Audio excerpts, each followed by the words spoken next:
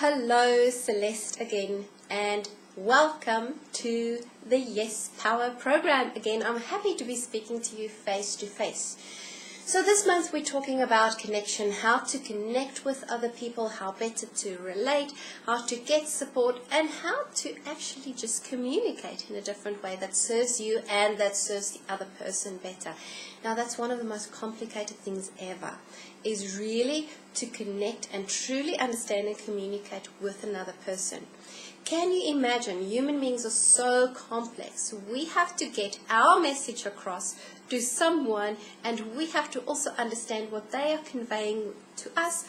And amongst all that, there's all the limiting belief, there's all the filters, there's all the variables that work in on the psyche of the human mind. Not an easy task, hey? So sometimes we just get into this situation where it's really just quite bad, where it's really just toxic. You can have the best intention to communicate and to hold the space and to really send love and energy, and it goes all pear-shaped. And sometimes it really is out of our control. But I want to just, because I'm speaking to you on the video, I want to just share a few tips, a few pointers with you in terms of your conduct and how you speak to other people. And all of these things are pretty basic. It's probably stuff you already know, you already do, but sometimes I always find it's good as a checklist, even for myself, to just recap and go through what are the basics of good communication, and especially good listening. Because, like I say, and it's always true, a very good communicator is someone who really listens well. Now, we will talk about listening much more in detail over the next month. But I really want you to pretend, or really, even if you speak to somebody next time you're face to face, really go and understand and really assess your own body language towards that person, how you actually conduct yourself, how you hold yourself. We spoke a lot about this, your intention and what you want to manifest in your life in the previous months. But now I want you to go inside and understand how is it that you relate to other people? What comes across when you are in conversation or in contact with another human being, with all the filters and everything that comes into play?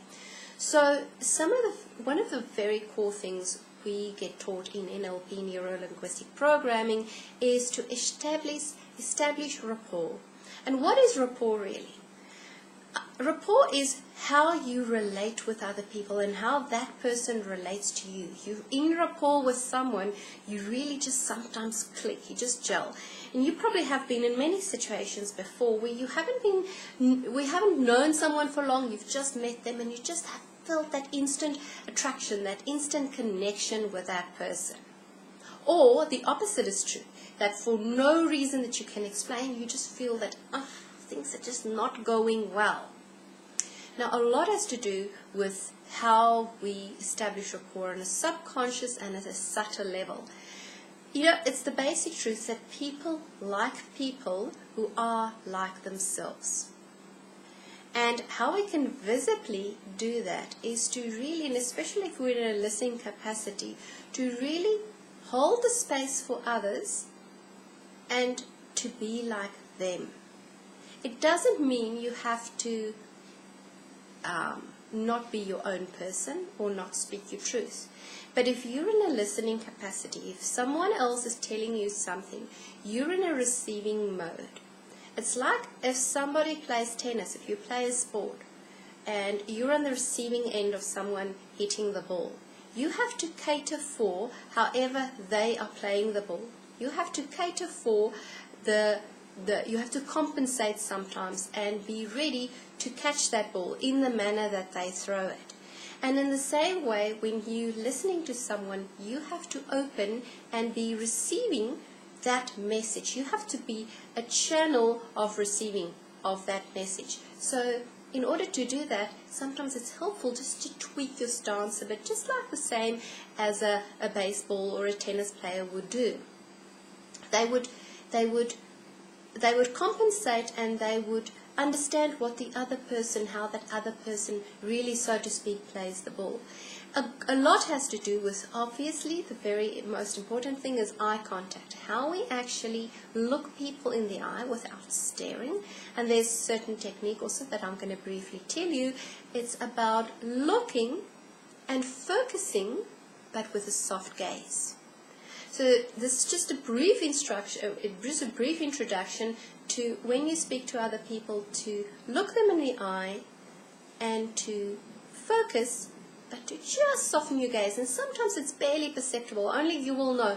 You might feel a slight twinge on the side of your eyes where you just make sure that it's not a stare, that's a softened gaze, but it's steady and you look them into your eyes. Because there's a big difference between staring someone down and staring right through them or not looking at them at all. So you want to look and you want to hold your gaze, but you want to have it soft and focused and steady. That's the one thing. Also your body language. You want to be open, like you're a vessel of receiving their message. So you want the message to come in. Now there's a lot to be said for body language, and I'm not a language expert, but we all know the classic things of how you shield yourself and how you pretend not to be open. And I know a lot of the times it's just a way of, perhaps it's more comfortable. But remember what I said about a sports person, sometimes you have to compensate and change your stance in order to be able to receive that message best, even if that might not be what you would naturally do. Because remember, you are putting yourself in the position that you catch or you receive the ball or the message in the best way possible. So sometimes that means you have to be as open as possible. Your body language has to convey that you're receiving a message. Also your tonality. Sometimes that's the tiniest thing that literally would put people off. Because remember, voice or words are really only about 7% of what we communicate. The tonality, how we speak, and I'm not talking even about the words you use, just how it sounds, counts for a lot. So also, if you speak to someone who's really ratty, like yesterday, I was in a meeting with someone who I could clearly see didn't have a lot of time. Although we had scheduled the meeting and it was planned for an hour, I immediately got the sense, and it was crystal clear because I actually went to this person's office, that they were in a rush. The eyes were darting around, and some people popped in, and I realized, and I asked, I said, should we reschedule? Is it a good time? No, it's always like this. It's the best we can do. So I had to adjust my stance and adjust my pace. It wasn't what I preferred, but I actually had to speak faster. I had to also change my body language, my body posture a bit to basically fit in with her. But it's always a good thing to mimic or mirror what the other person does, and just one step up or one step down. For instance, in this case, this person was fairly, let's call it ratty. She was sort of scattering around and her eyes were looking around. So I was also sitting upright and also talking fairly fast, but of course I diminished the scatterness. I wasn't quite as, suppose, all over the place as what she was. So I just toned it down, and after a while I realized that she actually also was speaking a bit slow, and of course as she spoke slower, I spoke even more slower, just one step down.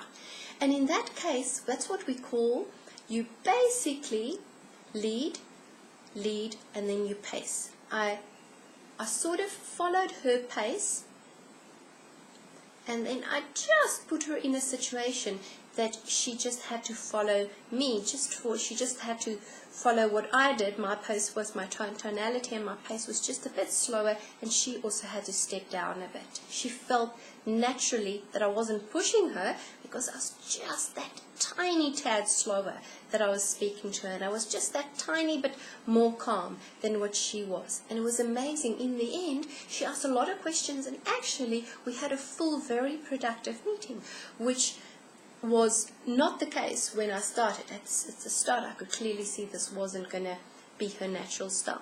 But I didn't put her in a situation that she felt, oh, she was all irritated at me because I was way too slow. I was just a tad slow. And that's something also you can do. And sometimes if someone is talking too slowly or too lethargic perhaps the requirement or perhaps the circumstances might dictate, you may want to be the same, but just pick it up one step. So it's always, you mirror it and you just go one step up or one step down according to how you want the situation to play out. And that's just slightly, that still builds that rapport, but it also gives them a sense of you subtly leading them into a more appropriate state for whatever in the meeting is on. So we spoke about eye contact, we spoke about tonality of voice, and we spoke about body posture and perhaps the openness. Those are just 3 things I'm going to leave you with. And just, although it's basic, just go this week and just see how you attend to that. Just see how it plays out for you and where you can tweak some of these things. I hope you have a wonderful week. I'll speak to you again very soon. Bye-bye.